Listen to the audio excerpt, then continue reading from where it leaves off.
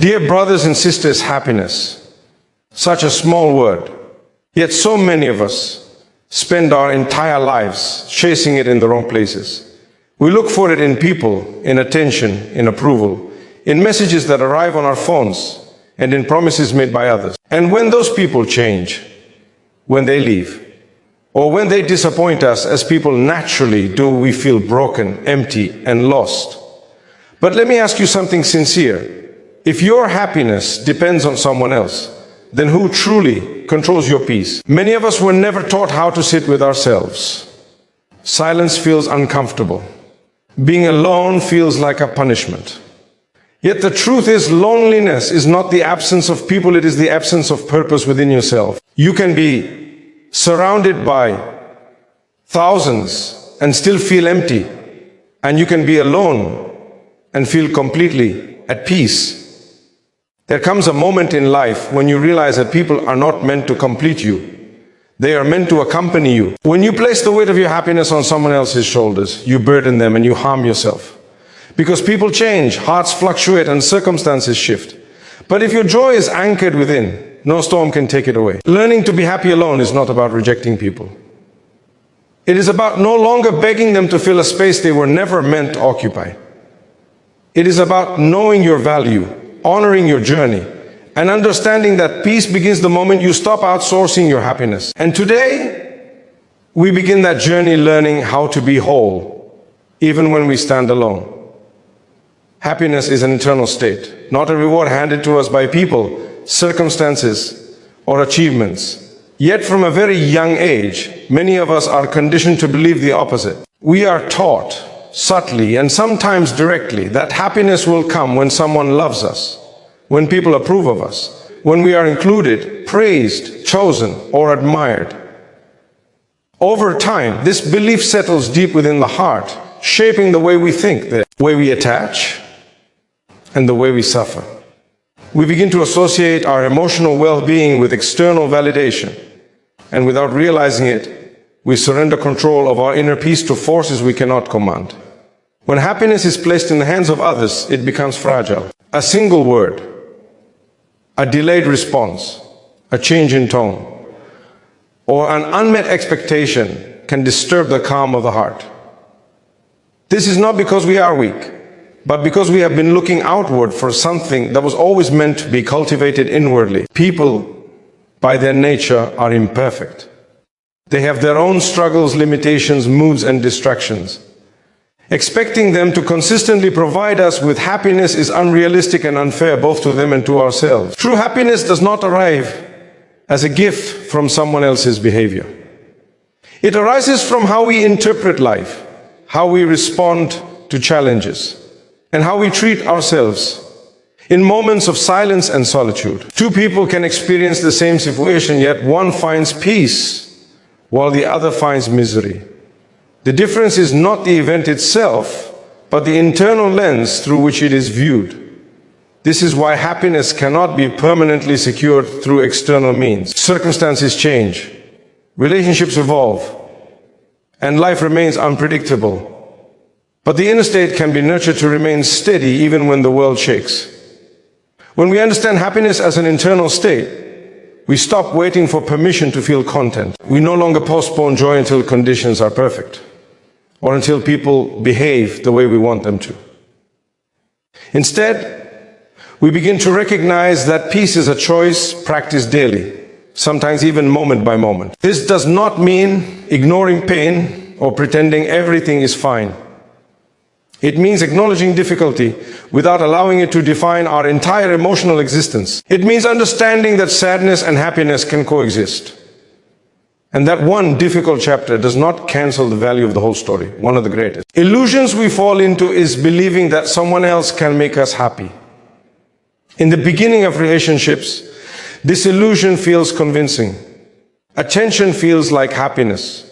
Affection feels like fulfillment, and companionship feels like completeness. But over time, when that same person becomes busy, distant, or human, the happiness we attach to them begins to fade. This is when disappointment sets in, not because the other person failed, but because we placed an impossible responsibility on them. No human being can carry the burden of another person's emotional stability without eventually collapsing under its weight. Internal happiness is rooted in self-awareness. It grows when we understand our values, accept our flaws, and learn to sit with ourselves without distraction. Many people fear being alone because solitude exposes the noise within. It reveals unresolved wounds, unanswered questions, and unprocessed emotions. But this discomfort is not an enemy, it is an invitation. When we learn to face ourselves honestly, we begin to heal. And from that healing emerges a quiet, resilient form of happiness that does not depend on applause or presence. There is also freedom in realizing that happiness is internal. Freedom from comparison, from constantly measuring our lives against others, from envying what we see on the surface of someone else's story. When happiness comes from within, success does not inflate the ego, and failure does not destroy the soul. Compliments are appreciated but not required. Criticism is considered but not devastating. The heart becomes grounded, no longer swinging wildly with every external change. This internal state of happiness is built through gratitude, patience, and purpose. Gratitude trains the heart to recognize what is already present, instead of obsessing over what is missing. Patience teaches us that growth and contentment take time, and that rushing life only creates anxiety. Purpose gives direction, reminding us that our worth is not tied to how many people need us or choose us, but to the meaning we create through our actions and intentions. When we stop seeing happiness as a reward from people, we stop chasing it in unhealthy ways. We no longer tolerate disrespect just to avoid being alone. We no longer silence our truth just to be liked. We no longer beg for attention that is not freely given. Instead, we approach relationships from a place of fullness rather than emptiness. We share happiness instead of seeking it. We connect without clinging. We love without losing ourselves. Internal happiness does not eliminate the desire for companionship, nor does it deny the beauty of relationships. It simply puts them in their rightful place. People add color to life, but they are not the canvas. They enhance joy, but they are not its source. When this understanding settles in the heart, life feels lighter. Expectations soften, disappointments hurt less, and peace becomes something we carry, rather than something we wait for someone else to deliver. Over dependence on others weakens self-worth and emotional strength in ways that are often subtle at first, but deeply damaging over time. It usually begins innocently, with the natural human desire for connection, reassurance, and belonging. We seek comfort in people. We lean on their words, their presence, and their approval. There is nothing wrong with needing others, but the problem begins when need turns into dependency, when our sense of worth rises and falls based on how others treat us, respond to us, or prioritize us. At that point, we are no longer standing on our own emotional foundation. We are balancing ourselves on someone else's fragile ground. When a person becomes overly dependent on others, they slowly lose trust in their own ability to cope. Decisions begin to require validation. Emotions begin to need permission. Even personal happiness starts to feel illegitimate unless it is acknowledged by someone else. This creates a dangerous cycle where the individual no longer listens to their inner voice because they have trained themselves to believe that clarity, comfort, and confidence must come from outside. Over time, this erodes self-respect because deep down, the soul knows it was created with strength, yet it is being treated as incapable. Emotional strength is built through facing life directly, through discomfort, uncertainty, and even pain. But when someone relies too heavily on others to regulate their emotions, they avoid this necessary growth. Instead of learning how to self-soothe, reflect, and process feelings, they outsource these responsibilities. A bad day feels unbearable unless someone is available. A challenge feels impossible without reassurance. Silence feels threatening rather than peaceful. This dependence does not make life easier. It makes it more fragile because people cannot always be present, attentive, or consistent. Self-worth suffers greatly under overdependence. When your value is measured by how much attention you receive or how needed you feel, your identity becomes unstable. You begin to ask questions that slowly drain the soul. Am I important to them? Do they care enough? Why didn't they respond? Why do they seem distant? These questions may appear harmless, but when repeated daily, they quietly teach the mind that worth is conditional. Conditional on being liked, conditional on being chosen, conditional on being useful to someone else. This mindset often leads people to tolerate what they should never accept. Disrespect becomes excusable, neglect becomes understandable, emotional unavailability becomes something to chase rather than question. Not because the person lacks dignity, but because dependency convinces them that losing the relationship would mean losing themselves. Fear of abandonment becomes stronger than self-respect, and slowly boundaries disappear. When boundaries disappear, resentment grows and emotional exhaustion follows. Another silent consequence of overdependence is the loss of personal identity. When too much emotional weight is placed on others, personal interests, goals, and passions begin to fade. Time is spent waiting, hoping, adjusting, and accommodating. Life becomes centered around reactions rather than intentions. The individual no longer asks, "What do I want?" but rather, "What will keep them close?" This shift may seem small, but it pulls a person further away from their authentic self, leaving behind a hollow sense of living someone else's version of life. Overdependence also places unfair pressure on relationships. No human being can be someone else's emotional lifeline at all times. When one person becomes the primary source of validation, comfort, and stability, the relationship becomes heavy. The dependent individual may feel anxious and insecure, while the other feels overwhelmed or restricted. Even healthy relationships can suffer under this imbalance because love thrives on mutual support, not emotional survival. Emotional strength does not mean emotional isolation. It means having the ability to experience emotions fully without being controlled by them, or needing someone else to constantly rescue you from them. A strong person feels sadness but does not collapse. They feel fear but still move forward. They feel disappointment but do not lose their sense of worth. This strength is developed through self-reflection, patience, and the willingness to sit with uncomfortable emotions rather than immediately escaping them through people. Learning to rely on oneself emotionally is an act of self-respect. It is the understanding that while support is valuable, survival is not dependent on it. It is knowing that even if people walk away, misunderstand, or fail to show up, you still remain whole. This realization does not make a person cold or distant. It makes them grounded.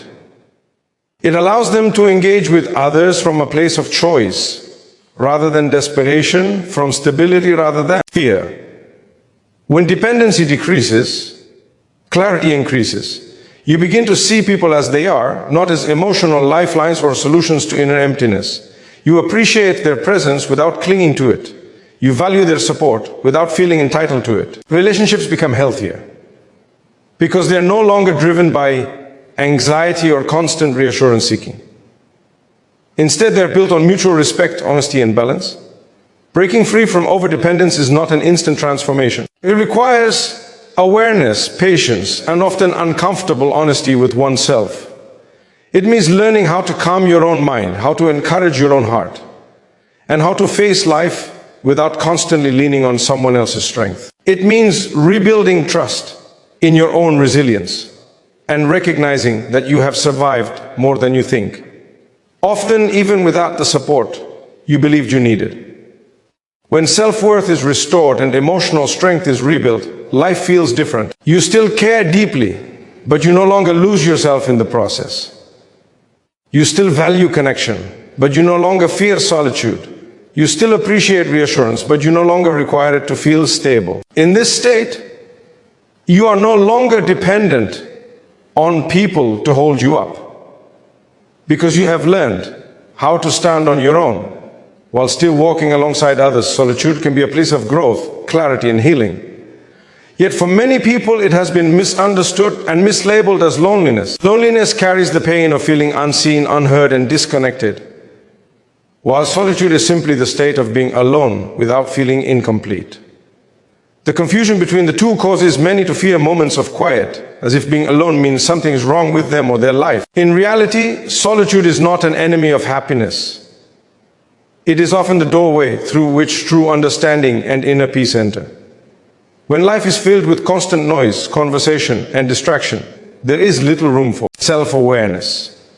People move from one interaction to another, one obligation to the next, rarely pausing long enough to listen to their own thoughts. Solitude creates that pause. It removes the external voices so the internal voice can finally be heard. At first, this can feel uncomfortable because it exposes unresolved emotions, buried memories, and questions that were previously drowned out by busyness.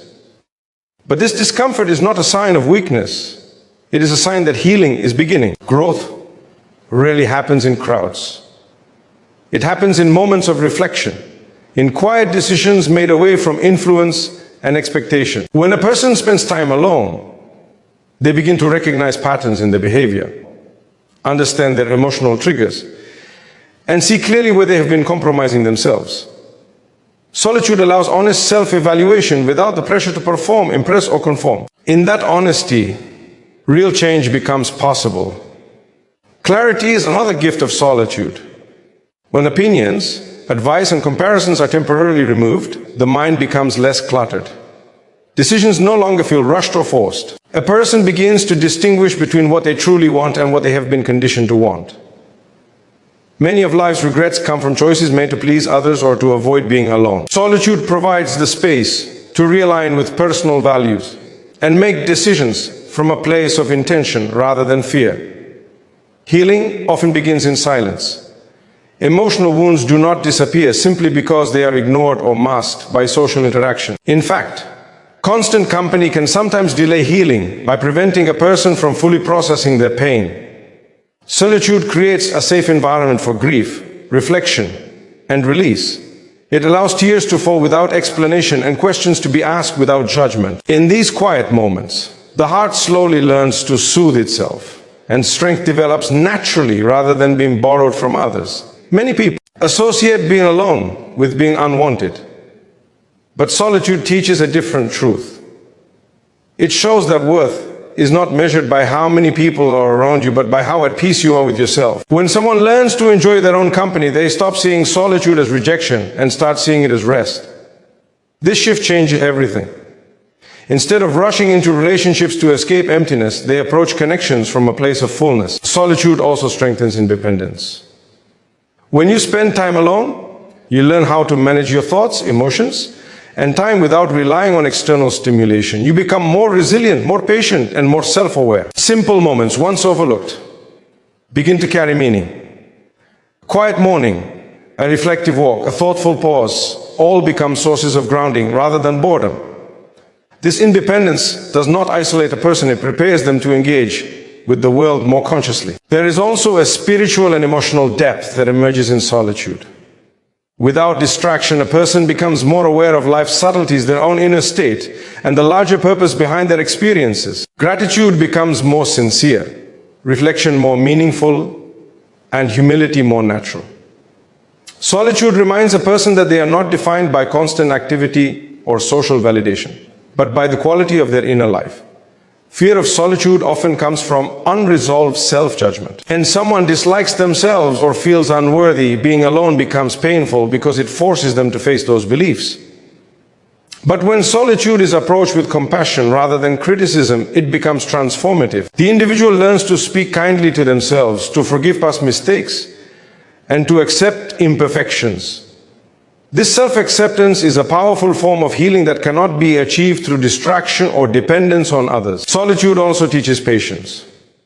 It slows life down in a world that constantly demands speed. In that slowness, a person learns that not everything needs immediate answers, responses, or resolutions. Some things need time, reflection, and stillness. This patience carries over into relationships and challenges, making a person calmer and more emotionally balanced. When solitude is embraced rather than feared, it becomes a teacher.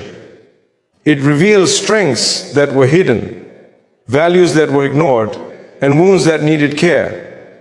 It reshapes the relationship a person has with themselves, turning self-avoidance into self-understanding. Over time, the quiet no longer feels empty. It feels full of insight, grounding, and peace.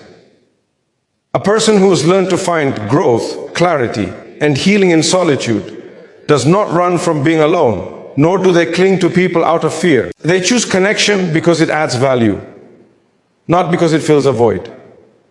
They understand that loneliness comes from disconnection with the self, not from the absence of others. And once that connection is restored, solitude transforms from something to be endured into something to be cherished. True peace begins when expectations from people are replaced with self-acceptance, because expectations, when left unchecked, quietly become the source of much emotional pain. Many people do not realize how much of their frustration, disappointment, and sadness is rooted not in what actually happened, but in what they hoped would happen. They expect people to understand without explanation, to give without being asked, to stay without wavering, and to respond exactly the way they would. When these expectations are not met, the heart feels heavy, and the mind begins to question its worth. Expectations often form from our own values and emotional needs, yet we project them onto others, as if they share the same capacity, priorities, and awareness. This projection creates an invisible contract that was never agreed upon. People are then judged not by what they intended, but by how well they fulfilled the role they were never assigned. Over time, this creates resentment on one side and pressure on the other, damaging relationships and inner peace alike. Replacing expectations with self-acceptance does not mean lowering standards or accepting mistreatment. It means recognizing the limits of human behavior and understanding that people can care and still fall short. Self-acceptance begins when a person stops seeking constant confirmation from others to feel valuable. It is the quiet acknowledgement that worth does not fluctuate with attention, affection, or approval. When this realization settles, peace follows naturally. Self-acceptance involves embracing both strengths and weaknesses without self-judgment. Many expectations placed on others are actually reflections of unmet expectations placed on the self.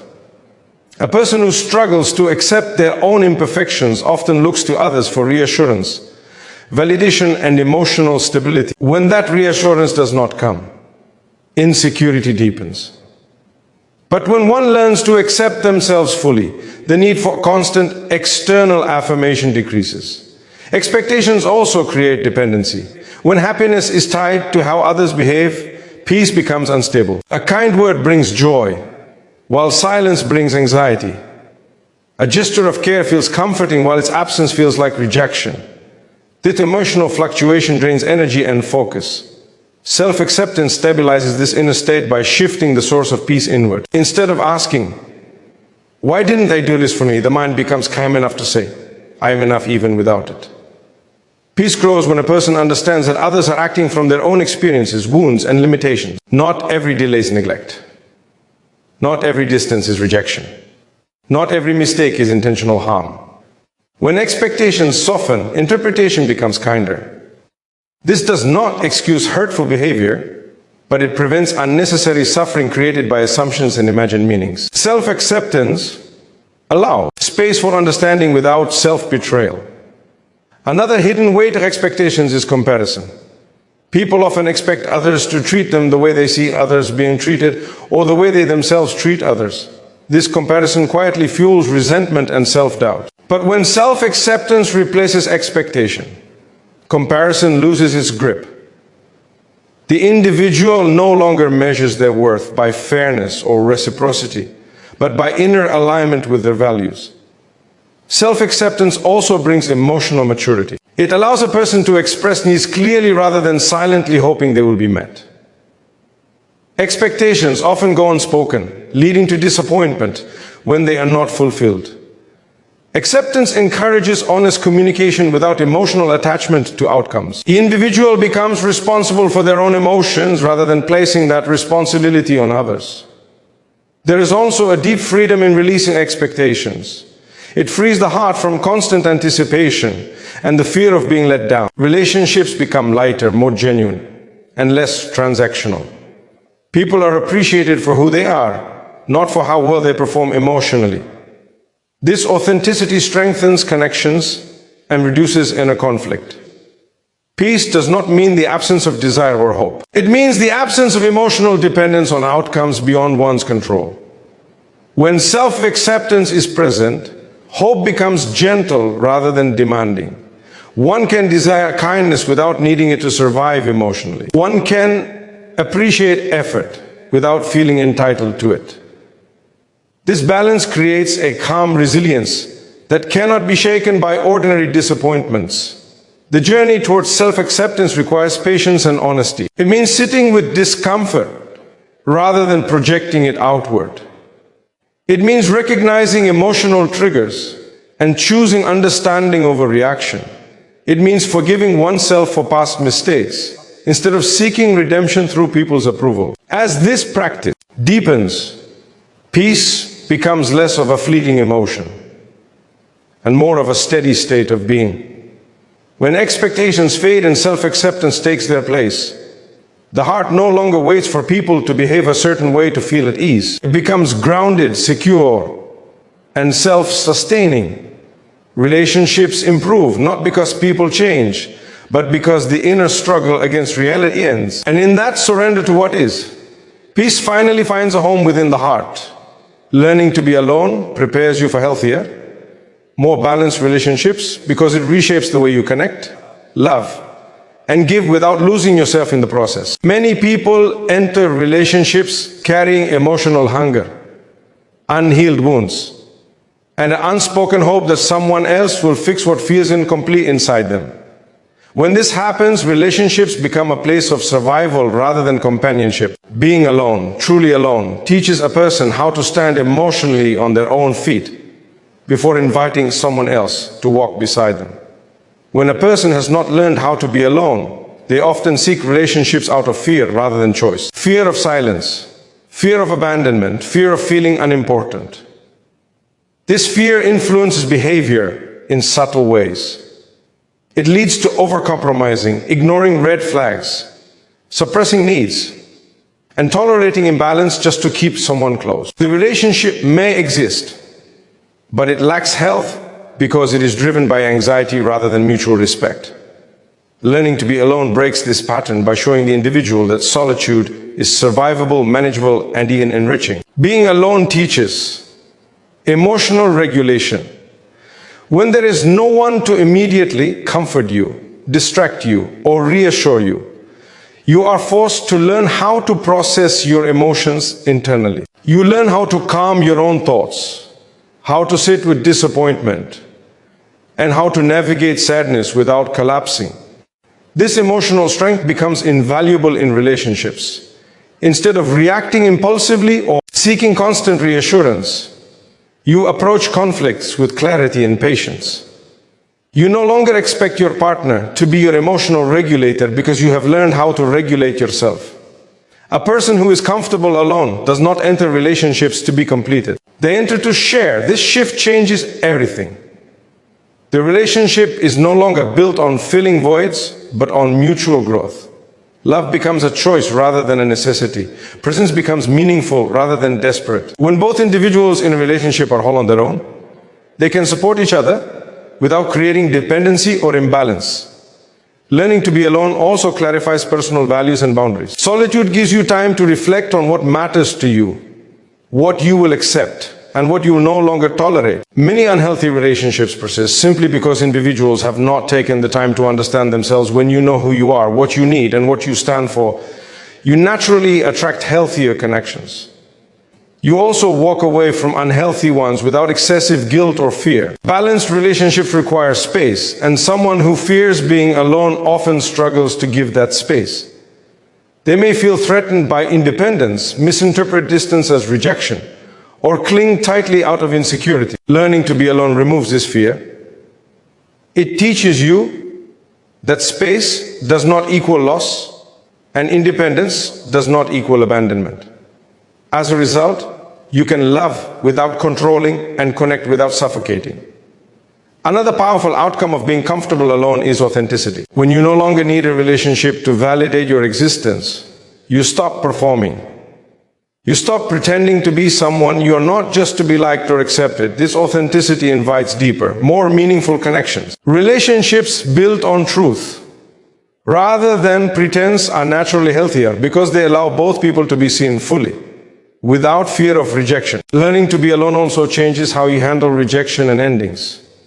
When your identity is not tied to being chosen by someone else, rejection hurts less and endings do not destroy you. You grieve, you reflect, but you do not lose yourself. This resilience prevents emotional bitterness and allows you to approach future relationships with openness rather than fear or guardedness. Healthy relationships thrive on mutual responsibility. Each person is responsible for their own happiness while contributing positively to the other's life. When you have learned to be alone, you do not burden your partner with the task of making you happy. You bring joy into the relationship rather than demanding it. This balance reduces pressure and creates an environment where love can grow naturally. Being alone also teaches appreciation. When you are not constantly surrounded by people, you begin to value genuine connection more deeply. You stop taking presents for granted. You listen more attentively. You give more intentionally. This depth enhances relationships, making them richer and more meaningful rather than routine or transactional. Learning to be alone is not about isolation or emotional withdrawal. It is about preparation. It prepares you to love without fear, to give without losing, and to stay without clinging. It strengthens your emotional foundation so that relationships become an addition to your life, not the structure holding it together. When solitude has taught you who you are, relationships no longer define you, they complement you. And in that balance, love becomes healthier, calmer, and more sustainable.